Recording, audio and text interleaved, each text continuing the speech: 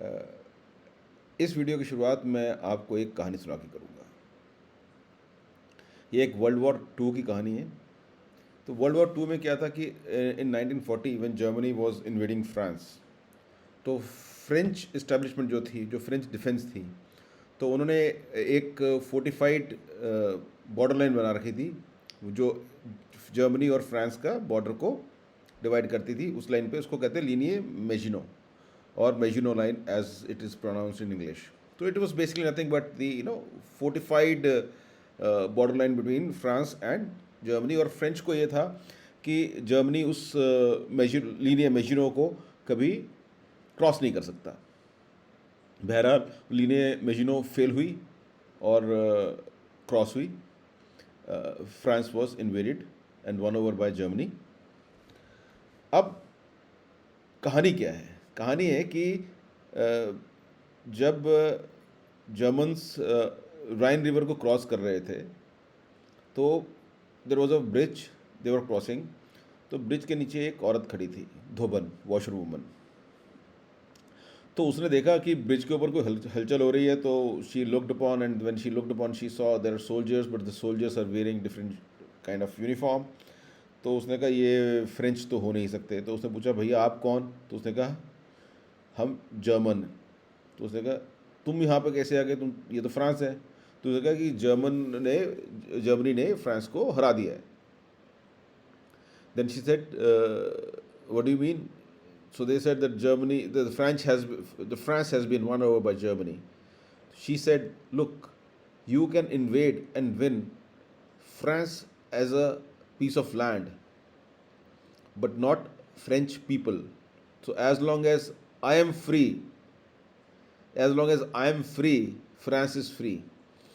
तो उसने क्या किया? उसने वहीं पे जो पत्थर पड़े थे वो उठा के मारने शुरू कर दिए जर्मन सैनिकों पे। तो जर्मन सैनिकों को आया गुस्सा और दे शॉट हर डेड।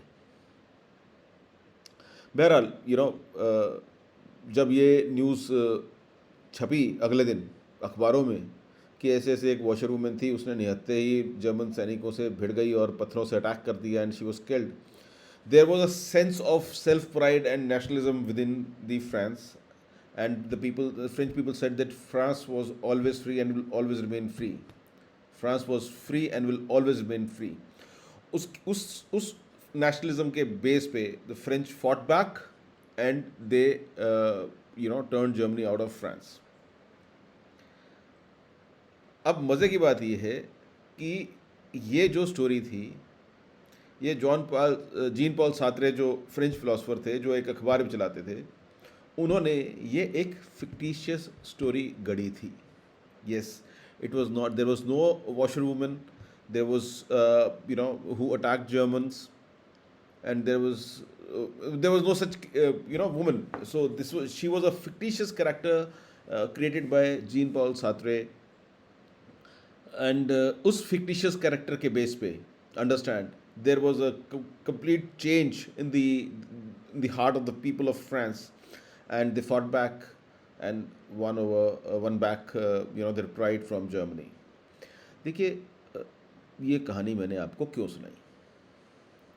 देखिए, ये कहानी मैंने आपको इसलिए सुनाई क्योंकि हमने पिछले वीडियो में डिस्कस किया था नीचा को और नीचा के उबरमैन को, बहुत शॉर्ट में डिस्कस किया था।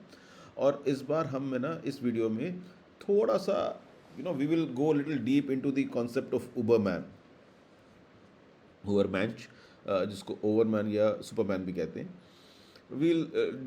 And then we'll also try to see that how relevant is Nietzsche's Superman in India in contemporary times, or we will look from the Nietzsche's lens. They are politicians or bureaucrats.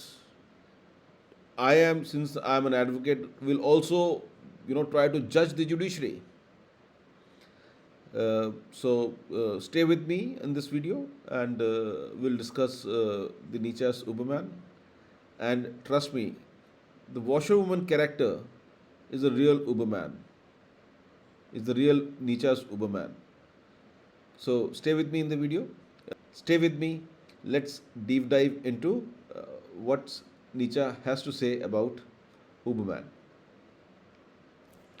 देखिए, आज हम बात करेंगे Friedrich नीचा के 10 spoke ज़रतुष्ट्र के बारे में, और फ्रीडरिक नीचा की जो फिलॉसफी थी उसको थोड़ा समझने की कोशिश करेंगे।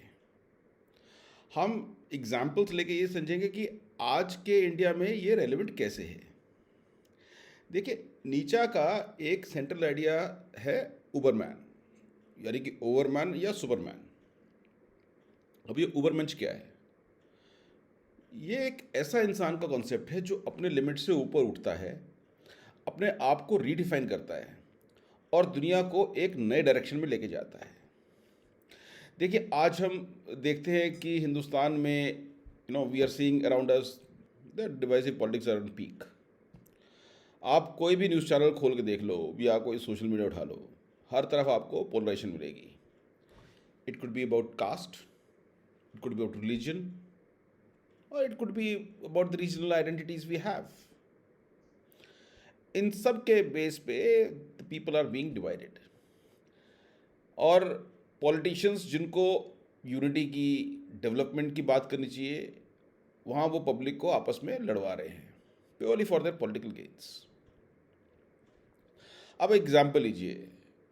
देखिए, रिसेंटली एक स्टेट के एक चीफ मिनिस्टर ने और एक सो कॉल्ड कल्चरल ग्रुप के एक चीफटेन ने एक स्लोगन दिया था अभी कुछ दिनों पहले, I guess around the general elections, कि बटोगे तो कटोगे।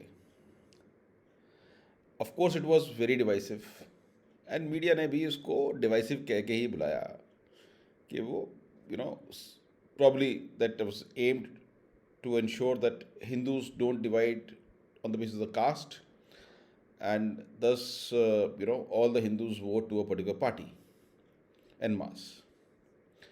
बट अगर इस स्लोगन को हमें एक्चुअली फेल करना था और हमें फेल करने की इंटेंशन होती, और if in case I was devising a campaign around it against this slogan, तो मैं ये कहता कि this slogan is a true spirit of India, and the slogan's meaning is that all the Indians must remain united.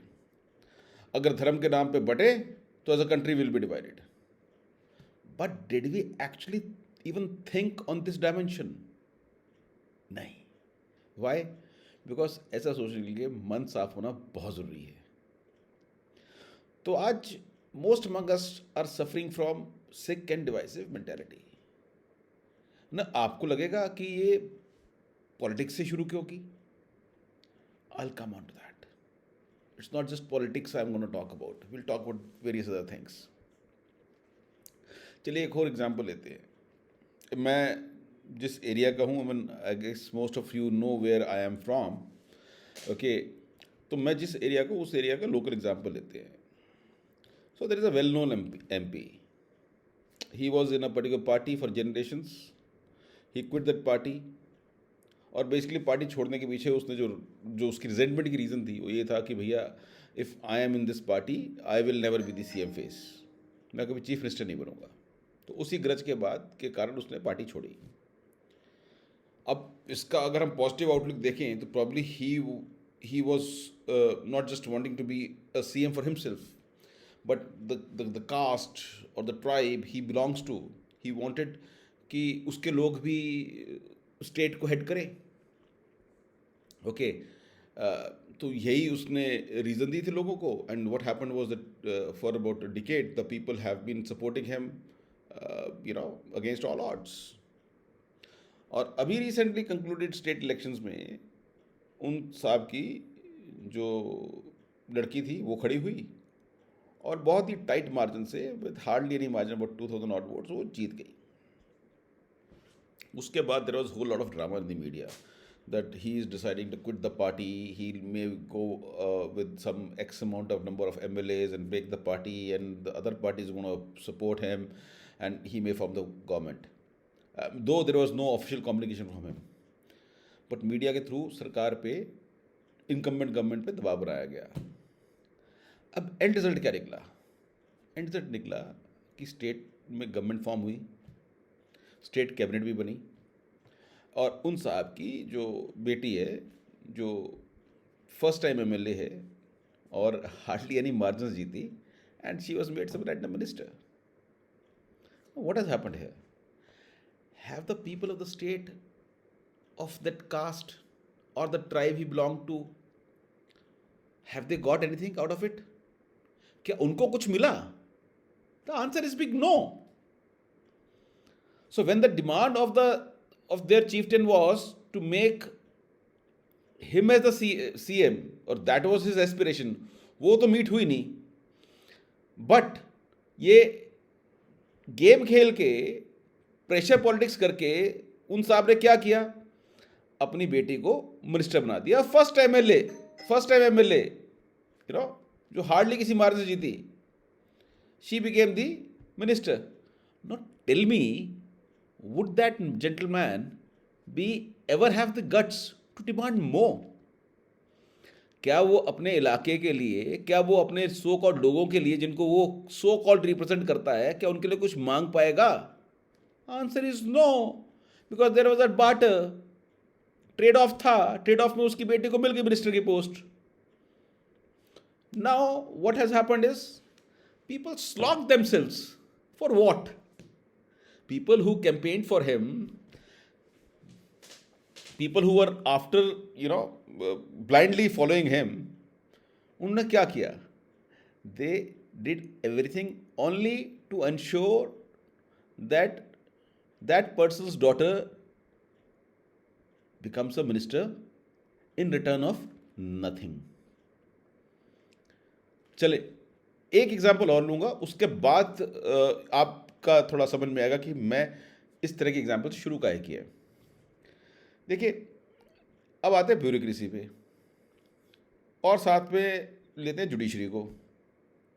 देखिए, bureaucracy और judiciary का काम है देश के लॉ एंड ऑर्डर को प्रोटेक्ट करना.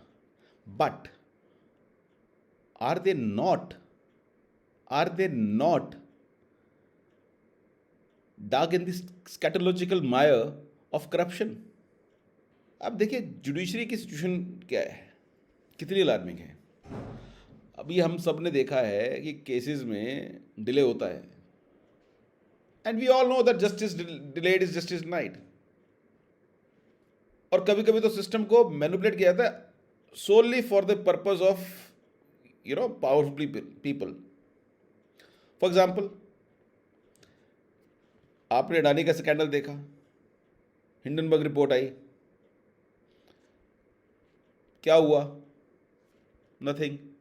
मतलब एक आम आदमी से लेके देश के सर्वोच्च लोगों तक सबको पता है कि Adani is a big scandal. कुछ हुआ? नहीं हुआ. जो कुछ हुआ, it was an I wash. Now, not just the situation of top court is bad. Trust me, the situation of district courts is pathetic. अब आप लीजिए मणिपुर का एग्जाम्पल. मणिपुर के कम्युनल वायलेंस के केसेस को लो, वहाँ भी जुडिशरी ने टाइमली एक्शन नहीं लिया. पुलिस तो खैर नॉन एग्जिस्टेंट थी. इनफैक्ट मेरे ख्याल से पुलिस तो इन्वॉल्व थी उन लोगों के साथ जो लोग दंगे कर रहे थे. बेजुबान लोगों की सफरिंग बढ़ती गई. What happened to that woman who was paraded naked. We have all seen those videos. Supreme Court का मात्र एक आई वॉश स्टेटमेंट आया on police accountability. Did the heads roll? नौकरियां गई? जेल हुई लोगों को? नहीं. देखिए, हम सबको समझना होगा कि अगर जुडिशरी का डंडा कमज़ोर हो गया, लॉ एनफोर्समेंट का डंडा कमज़ोर हो गया, तो आम आदमी किससे इंसाफ मांगेगा? And trust me, this video is not to incite you against judiciary. No, that is not the purpose of this video. I'm just quoting examples. अब एक और एग्जाम्पल लेते हैं. हमने देखा कि कोविड था. There were millions of migrant worker जो हज़ारों किलोमीटर तक का सफ़र उन्होंने पैदल तय किया. मणिपुर के लोगों का पेन देखो, या डेली इनजस्टिस जो होता है हमारे आसपास. Do we raise our voice? बताइए. लोग सिर्फ अपने घर बैठ के देखते रहते हैं, रिएक्ट नहीं करते. Now that is the reason that I have making this video. पहले तो सिर्फ एग्जाम्पल्स थे, अभी और भी एग्जाम्पल्स दूंगा. देखिए हमने ना नीचा के बारे में पिछले वीडियो में बात की थी. तो Nietzsche is a philosopher I really look up to. तो नीचा ने अपनी बुक, उनकी जो मेन बुक है 10 स्पोक ज़रतुष्ट्र, उसमें उन्होंने एक वार्निंग दी थी. How it reads is, if in case I remember it correctly, is beware the time approaches when human beings no longer launch the arrow of their longing beyond the human. बहुत भारी है, मेरे को भी याद नहीं हुआ, पढ़ के बोला है. ठीक है, चले मैं अभी आपको समझाऊंगा इसका मतलब ब्रेक कर करके. ठीक है, इसके सरल हिंदी में अनुवाद करें तो इसका मतलब यही है कि देखिए आज के समय में लोग अपने आसपास के इनजस्टिसेस को नज़रअंदाज करते जा रहे हैं. It's like the ostrich having its head dug in the sand. होता ना शत्रुमुख जो रेत के अंदर अपना सर गड़ाए बैठा होता है, उस तरह we are oblivious to what's happening around us. लेकिन हम ये भूल जाते हैं कि अगर आज हमारे पड़ोसी पे मुसीबत आई है और हम उसके लिए आवाज़ नहीं उठाते, तो ट्रस्ट मी अगला नंबर मेरा है. देखिए इनजस्टिस कभी एक जगह रुकता नहीं है, इट स्प्रेड्स. और थोड़ा शायराना अंदाज में कहूँ तो इनजस्टिस लाइक अ बेवफा माशूका जो एक आदमी के साथ ही रहती, कभी इसके पहलू कभी उसके पहलू में. ठीक है, अब अगर जुडिशरी या ब्यूरोक्रेसी कंप्रोमाइज्ड है तो वो जिसके लिए आज है तो वो कल किसी और के लिए भी होगी. करप्ट लोगों के लिए कास्ट क्रीड करप्शन ये मैटर नहीं करता. Anyway this video is not against corruption also. तो इस वीडियो में हम नीचा के आइडियाज को एक्सप्लोर करेंगे और इन एग्जाम्पल से हम कोरिलेट करने की कोशिश करेंगे हमारे कंटेम्प्रेरी टाइम्स को कि आज हमारे इर्द गिर्द जो हो रहा है तो हमारा उसमें बिहेवियर क्या है और कैसा होना चाहिए. ठीक है, विल ट्राई टू सी कि कैसे जो नीचा की थॉट्स हैं हमें इंस्पायर कर सकते हैं to rise above the mediocrity और अपने पॉलिटिकल, सोशल और मोरल कॉन्शियस को हम वापस जगाएं. देयर वाज अ टाइम ना when we had consciousness. There was a time ना when we together we fought be it the first war of independence or be it their entire freedom struggle. और मैं तो कितनी कहानियाँ सुना सकता हूँ आपको जहाँ पे हिंदुस्तान के लोग खड़े हुए थे, उन्होंने आवाज़ उठाई थी अन्याय के खिलाफ.